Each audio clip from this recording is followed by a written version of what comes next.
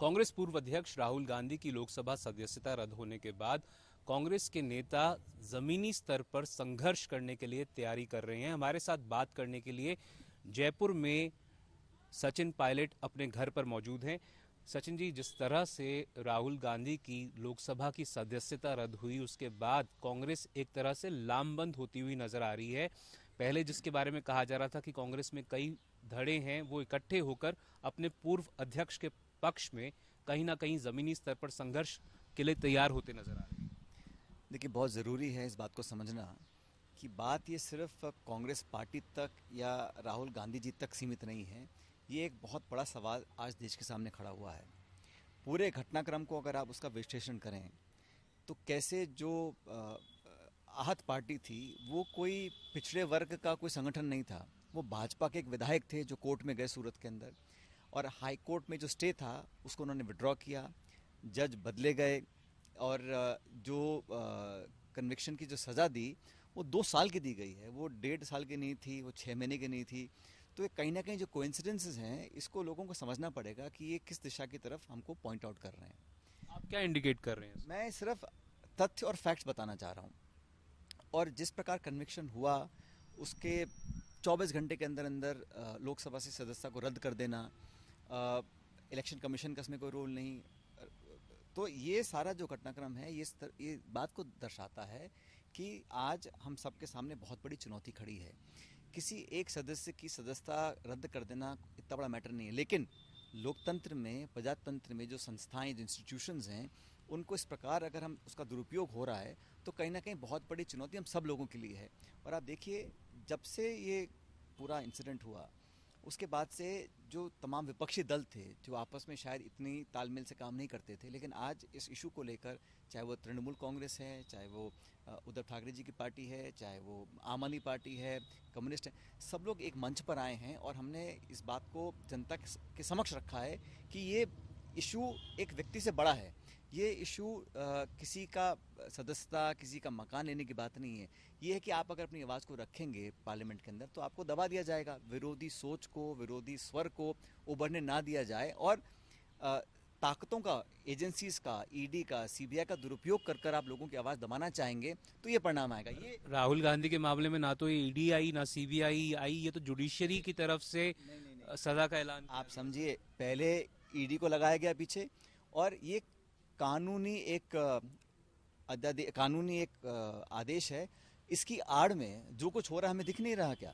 तो इसमें लीगली क्या स्टेप उठाना है वो पूरी लीगल टीम तय करेगी। अपील का टाइम दिया गया था 30 दिन का, तो ऐसी क्या जल्दी थी लोकसभा को, स्पीकर साहब को, कि आप 30 दिन का टाइम दिया था और आप 24 घंटे के अंदर आप नोटिफिकेशन निकाल रहे हैं। सरकार के ऊपर, केंद्र की नरेंद्र मोदी सरकार के ऊपर साजिश का आरोप लगा रहे हैं राहुल गांधी के खिलाफ। ये कहना चाहता हूँ कि ये अब प्रूव हो चुका है कि केंद्र की सरकार का जो विरोध करेगा, जो कठोर सवाल पूछेगा, जो आर्थिक घोटाले हैं उसको रेखांकित करेगा या अपनी आवाज़ को बुलंद करेगा, उन सब लोगों को दबाने की, कुचलने की और शांत करने की जो एक कोशिश की जा रही है, वो ये कहा गया कि अगर हम राहुल गांधी के साथ ऐसा कर सकते हैं तो किसी के साथ भी कर सकते हैं। इसलिए बात एक व्यक्ति की नहीं रह गई, बात अब एक पूरे एक ढांचे की रही है। और हमारे लोकतंत्र में जिस प्रकार की व्यवस्था 70-75 साल में थी, उसको कहीं ना कहीं चेंज करने की दिशा में काम हो रहा है।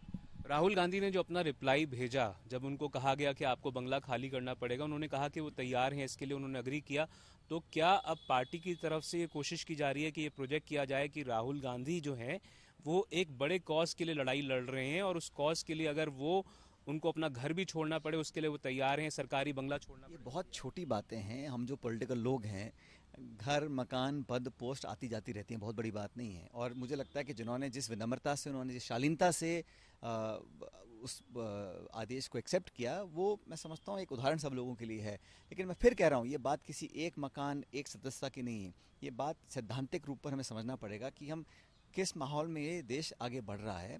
और ये कहना कि एक कोर्ट का आदेश था, तो मैं समझता हूँ कि ये उस आड़ में आप बहुत कुछ करना चाहते हैं, ये देश जान रहा है। सर, और आप कह रहे हैं घर छोड़ना छोटी बात है, पर बीजेपी ये कह रही है कि ओबीसी समुदाय का अपमान किया है राहुल गांधी ने। आप मुझे बताइए, ये जो भगोड़े हैं जो देश छोड़ के चले गए, नीरव मोदी, ललित मोदी आदि आदि, ये सब पिछड़े वर्ग के हैं क्या? मानहानि का केस उन्होंने किया था क्या? तो ये देखना पड़ेगा कि केस करने वाला कौन था। वो भाजपा के विधायक थे और किसी ओबीसी का या किसी वर्ग का को आहत करना ये किसी का उद्देश्य हो ही नहीं सकता। उन्होंने तो इतना कहा था कि जो देश छोड़ के जा रहे हैं उनको पकड़ना चाहिए, और आज जो आर्थिक घोटाले हो रहे हैं उसका खुलासा होना चाहिए, महंगाई, भ्रष्टाचार। मैं नहीं समझता हूँ कि कहीं पर भी किसी की मंशा किसी को आहत करने की थी, लेकिन उसको उस तरह प्रस्तुत किया गया, और जिस गति से, जिस तेजी से कार्रवाई की गई, वो कहीं ना कहीं प्रतिशोध की भावना को प्रदर्शित करता है।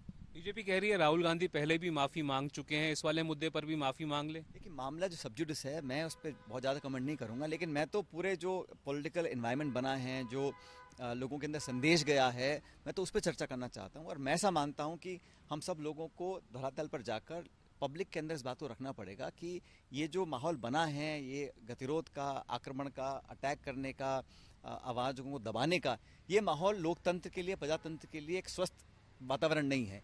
इस बात का हम लोग रख रहे हैं, और न्याय लेने के लिए, चाहे न्यायपालिका हो, चाहे पब्लिक डोमेन हो, हर जगह जाके अपनी बात को रखेंगे हम लोग। सचिन जी, आप कांग्रेस के युवा नेता हैं जिनके पीछे सालों का तजुर्बा भी है। आपको क्या लगता है आगे का क्या रुख होना चाहिए कांग्रेस का इस मुद्दे पर? अगले साल लोकसभा के चुनाव भी हैं, क्या कांग्रेस लड़ाई कर पाएगी धरातल पे बीजेपी? देखिए, संघर्ष करना हर पॉलिटिकल कार्यकर्ता को उसके जीवन का एक पार्ट होता है, लेकिन संघर्ष मुद्दों पर होना चाहिए, वो हम कर रहे हैं।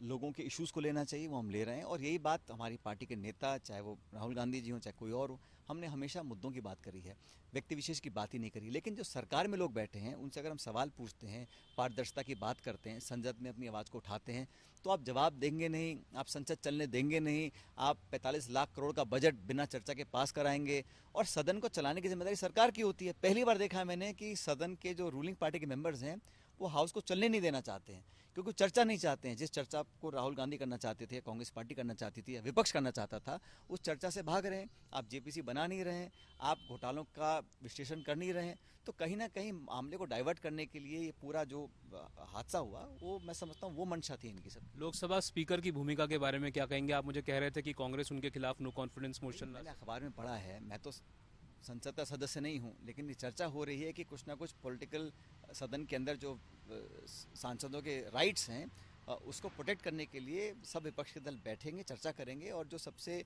सार्थक रणनीति होगी उस पर काम करेंगे।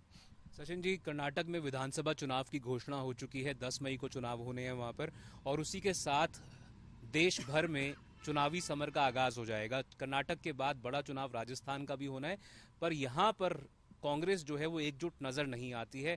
आपके लॉन्ग स्टैंडिंग इश्यूज रहे हैं यहाँ पर नेतृत्व को लेकर, जिसके बारे में आप राहुल, सोनिया, प्रियंका तीनों से कई बार बात कर चुके हैं। अभी तक इश्यूज का रेजोल्यूशन जिस तरह से आप चाह रहे थे शायद हो नहीं पाया है। राजस्थान में क्या लगता है, क्या पार्टी एकजुट तरीके से काम कर पाएगी? पिछले 25 साल का जो क्रम चला आ रहा था, एक बार बीजेपी एक बार कांग्रेस का, वो तोड़ पाएगी? देखिए, कर्नाटक के आज इलेक्शंस की घोषणा हुई है, और आप जानते हैं कि हमारी जो प्रिपरेशंस हैं, जो ग्राउंड तैयारियां हैं, वो हमने बहुत पहले चालू कर दी थी। हमने तो 125 कैंडिडेट्स के नाम भी डिक्लेयर किए हैं, और किसी पार्टी ने किए नहीं। तो हमारी प्रिपरेशंस ऑन द ग्राउंड बहुत उम्दा हैं, बहुत बेहतर हैं। और मुझे लगता है कि बीजेपी कितनी बात करे डबल इंजन की, लेकिन कर्नाटक में एक स्पष्ट बहुमत के साथ कांग्रेस पार्टी वहाँ सरकार बनाएगी, ऐसा मुझे लगता है। और अब चुनाव की घोषणा हो गई है, तो बहुत समय बचा नहीं है। जहाँ तक राजस्थान की बात है, छत्तीसगढ़, मध्य प्रदेश, राजस्थान, ये तीनों स्टेट्स के चुनाव इकट्ठे होंगे, और वो लोकसभा चुनाव से ठीक पहले होंगे। इसलिए मैं हमेशा कहता हूं कि कांग्रेस पार्टी को स्टेट्स में जीतना बहुत ज़रूरी है, ताकि हम 2024 के लोकसभा चुनाव में एक एनडीए को चुनौती देकर हम पराजित कर सकें। स्टेट्स का इलेक्शन जीतना हमारे संगठन के लिए बहुत अनिवार्य है।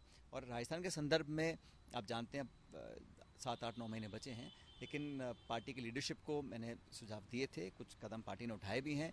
लेकिन ये जो क्रम है 25-30 सालों का कांग्रेस बीजेपी का, ये तोड़ा जा सकता है, बशर्ते हम लोग वो सही डायरेक्शंस में सही समय पर बातों को समझें और अपने एक्शंस को हम संज्ञान में लेकर आगे बढ़ेंगे, तो ये संभव हो सकता है। क्यों खड़गे साहब समझ नहीं पा रहे हैं बातें? आपने कहा समझे तो काम हो सकता है, पर बार बार डिले की बात सामने आ रही है। 25 सितंबर को जो कुछ हुआ उसके खिलाफ एक्शन जो पुरजोर तरीके से आपके हिसाब से लिया जाना चाहिए था, वो शायद नहीं लिया गया है। हिसाब से नहीं, कांग्रेस पार्टी ने, एआईसीसी ने 25 सितंबर को जो घटनाक्रम हुआ उसका संज्ञान लेकर नोटिस इशू किए थे, उनके जवाब भी आए। अब तक उस पर कार्रवाई हुई नहीं हुई, क्यों नहीं हुई, इसका जवाब तो पार्टी की लीडरशिप दे सकती है। मैं तो सिर्फ अपनी बात को रख सकता हूं, और मैंने पार्टी प्लेटफॉर्म पे अपनी बात मजबूती से रखी है, और जो प्रदेश हित में, संगठन हित में है, उन बातों को मैंने रखा है, और मुझे उम्मीद है कि पार्टी जल्द इस पर निर्णय लेगी। कह रहे हैं कि गहलोत साहब जो हैं वो बार बार सोनिया गांधी से मुलाकात करने की कोशिश कर रहे थे, उस प्रकार की उनको अटेंडेंस नहीं मिल पा रही है वहाँ पे, और जो जिस तरह से कवायद चल रही है पूरी, उससे लगता है क्या कि राजस्थान में केसी वेणुगोपाल ने बोला था, आपको याद होगा कि 2 दिन के अंदर यहाँ के सीएम पद के लिए जो डिसीजन लेना है वो ले लिया जाएगा। ये पिछले साल की बात है, अभी तक वो नहीं लिया गया है। इस बात का जवाब तो जिन्होंने स्टेटमेंट दिया था आप उन्हीं से पूछ सकते हैं, मैं तो उनके बारे में क्या बोल सकता हूँ, मैं तो अपनी बात रख सकता हूँ। बाकी दिल्ली से जो एआईसीसी की लीडरशिप है वो क्या निर्णय ले रही है, कब लेगी, इसका जवाब तो वो दे सकते हैं। न तो जो मुझे लगा सही रास्ता इख्तियार करने की बात है, पब्लिक के अंदर जो हमको मैसेज देना चाहिए, और सरकार संगठन को मिलकर जो एक पूरे समय से पहले एक चुनावी मूड में आना है, वो सब बातें मैंने रखी हैं और मुझे लगता है कि उसको बहुत अच्छी तरह पार्टी ने सुना है, समझा है। अब वो कब क्या निर्णय लेंगे इस पर तो आप, मैं समझता हूँ, जवाब वही दे सकते हैं, वो बेहतर रहेगा। इस मुद्दे पर एक आखिरी सवाल आपसे, 10 जनपद पर आपकी बातचीत हुई है कई बार, सोनिया जी से, राहुल जी से, प्रियंका जी से हुई है।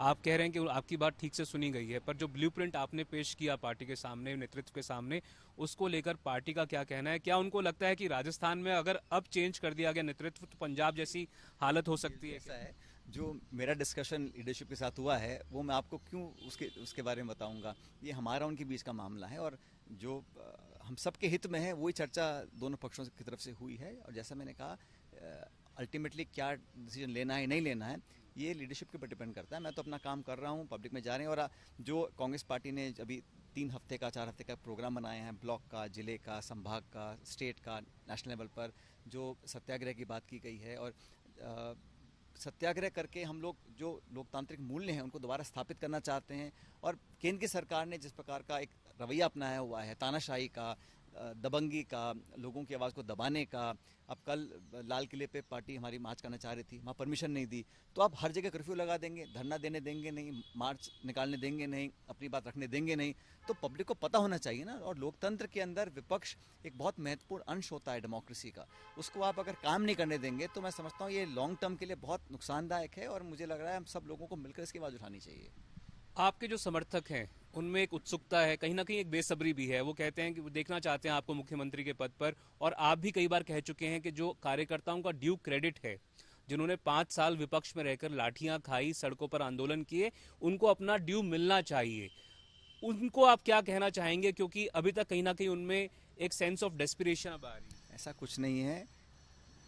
मैं, जो मेरा पक्ष है वो इतना बड़ा संक्षिप्त में बताना चाहता हूँ मैं आपको देव जी, कि जिन लोगों ने पार्टी के लिए काम किया वो किसी की भी नेता से संबंधित हों, किसी गुट के भी, कथित गुट से भी हों, लेकिन पार्टी के कार्यकर्ता अगर हैं तो उसको सब लोग मान लेते हैं।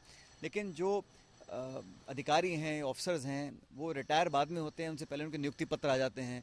आप 5 बजे रिटायर होंगे, 12 बजे आपको अपॉइंट कर दिया जाएगा, और थोड़ा बहुत चलता है।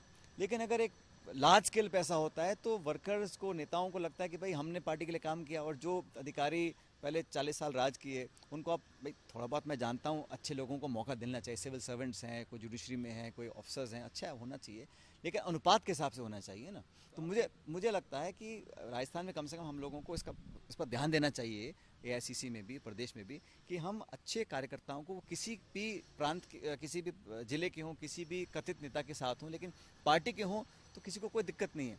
लेकिन अगर मेजॉरिटी हम उन लोगों को पद रेवड़ियाँ बांट दें जो लोग अफसरशाही से निकल कर आए हैं, तो थोड़ा बहुत मनोबल कम होता है कार्यकर्ताओं का। पार्टी के अंदर आपने सवाल उठाए हैं सर? मैंने क्या सवाल उठाया, मैं आपको क्यों बताऊं। मैंने तो हर बात को बड़ी सरलता से, बड़े विस्तार से लोगों के बीच में रखा है। अब पार्टी की तरफ से डायरेक्शंस आएंगे दिल्ली से, उस पर काम करेंगे।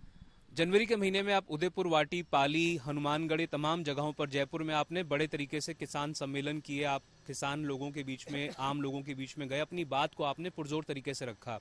क्या चुनावी कैंपेन के तहत आप जल्द ही वैसी ही तैयारी, वैसे ही आप रैलीज, वैसे ही आप जो अपना ट्रैवल है वो शुरू कर सकते हैं? मैं हमेशा कोशिश करता हूं कि मैं पब्लिक के बीच में रहूं, क्योंकि हम जो कुछ भी आज हम लोग हैं पब्लिक के समर्थन की वजह से हैं। और जनता, मतदाता, कार्यकर्ता, यही किसी भी नेता की पूंजी होती है, तो उसको हमें बनाए रखना बहुत ज़रूरी है। जो इसकी बात आप चर्चा कर रहे हैं, मैंने प्रदेश भर में जाकर, जो केंद्र की सरकार ने वादा किया था कि किसान की खरीद जो एमएसपी पर करनी है, उसके लिए हम एक पुख्ता कानून बनाएंगे। अभी तक किसान आंदोलन खत्म होने के बाद, तीनों कृषि कानून वापस लेने के बाद, केंद्र सरकार ने कुछ नहीं किया, वो सब झूठे वादे निकले। तो उन लोगों का ध्यान आकर्षित करने के लिए हम लोगों ने किसान सम्मेलन किए और यहाँ से आवाज़ उठाई राजस्थान के किसानों की, केंद्र सरकार को एमएसपी का कानून बनाओ, हमारी खरीद के लिए जो हमारा खर्चा है उससे ज़्यादा हमको उसका कीमत मिलनी चाहिए। तो जनता के इश्यूज़, पब्लिक के इश्यूज़, किसानों के इश्यूज़, यूथ के इश्यूज़ हम लोग हमेशा उठाते रहे हैं और उठाते रहेंगे। एक आखिरी सवाल पायलट साहब आपसे, अगले साल देश में लोकसभा के चुनाव होने हैं। बार बार बीजेपी ये कहती है कि मोदी का कोई विकल्प नहीं है विपक्ष के पास। आपको लगता है क्या राहुल गांधी हो गए या कोई और नेता हो गए, विपक्ष एकजुट हो पाएगा 2024 में लोकसभा के चुनाव में 2019 जैसा परिणाम ना हो, इसके प्रति, इसके टूवर्ड्स विपक्ष इकट्ठे होकर लामबंद होकर काम कर पाएगा? पिछले दिनों में आपने देखा है जो पार्लियामेंट के अंदर, पार्लियामेंट के बाहर तमाम विपक्षी पार्टियां जो पहले एक मंच पे नहीं आती थी, आज सब एकजुट होकर आए हैं ना, तो ये आने वाले समय का एक उदाहरण है मैं मानता हूँ। और जैसा 2004 में जब स्वर्गीय वाजपेयी जी प्रधानमंत्री थे, इंडिया शाइनिंग को लेकर बीजेपी गई थी चुनाव में, परिणाम क्या हुआ? विपक्ष कौन लीड करेगा इस पे अग्री कर पाएगा? क्योंकि ममता बनर्जी ने जो कुछ राहुल गांधी को लेकर बोला है वो सब इतिहास की बातें हैं। खड़गे जी ने, जो हमारे कांग्रेस पार्टी के अध्यक्ष, उन्होंने कहा कि कौन नेता क्या बनेगा महत्वपूर्ण नहीं है, आज विपक्ष की एकता जरूरी है। और 543 सीटों पर हम लोग अगर एकजुटता से चुनाव लड़ेंगे तो मैं समझता हूं कि एनडीए को हम पराजित कर सकते हैं। मुद्दों की राजनीति करें। और जहां तक मैं समझता हूं कि कभी भी कांग्रेस ने या किसी नेता ने कभी किसी पद की दावेदारी नहीं करी, और इसलिए विपक्ष की एकता बहुत जरूरी है। और ये पिछले दिनों में जो हुआ, ये ऑपोजिशन की यूनिटी के लिए मैं समझता हूँ एक शुभ संकेत है, क्योंकि सब लोग साथ आए हैं। छोटे मोटे, देखो, हर क्षेत्रीय दल के हित होते हैं, उनकी एक लिमिटेशंस होती हैं, लेकिन लार्जर नेशनल इंटरेस्ट में सब लोग अगर साथ आएंगे, ये आज समय की मांग बन चुकी है और सब इस पे अमल करेंगे। सर, जब कांग्रेस के नेता राहुल गांधी के ऊपर ईडी कार्यवाही करती है या उनको बुलाती है, तब तो कांग्रेस चाहती है कि सारा विपक्ष लामबंद हो जाए, पर जब मनीष सिसोदिया को जेल भेजा जाता है तब कांग्रेस उनसे कन्नी काट लेती है, उनके साथ। हमने शुरू से कहा, कांग्रेस पहली पार्टी थी नेशनली जिसने कहा कि सीबीआई, इनकम टैक्स और ईडी का मिसयूज हो रहा है। आप देखिए, आंकड़े बताते हैं कि 95% जो छापे, नोटिस और रेड होती हैं या एजेंसी की कार्रवाई होती है, 95% विपक्षी लोगों के ऊपर हो रही है।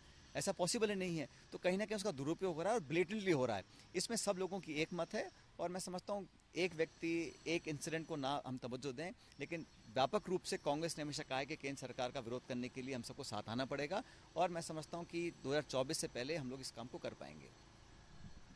तो साफ तौर पर सचिन पायलट ये कहते हुए कि लोकतांत्रिक संस्थाओं का मिसयूज हो रहा है और उसको अपोज करने के लिए विपक्ष को एक साथ आना पड़ेगा, और 2024 के चुनाव से पहले इनका कहना है कि वो कहीं ना कहीं संभव है। और कांग्रेस की अंदरूनी राजनीति के ऊपर इनका कहना है कि इन्होंने अपना पक्ष अपने नेतृत्व के सामने रख दिया है, और जो कुछ फैसला लेना है वो उनके हाथ में है, गेंद जो है उनके पाले में है।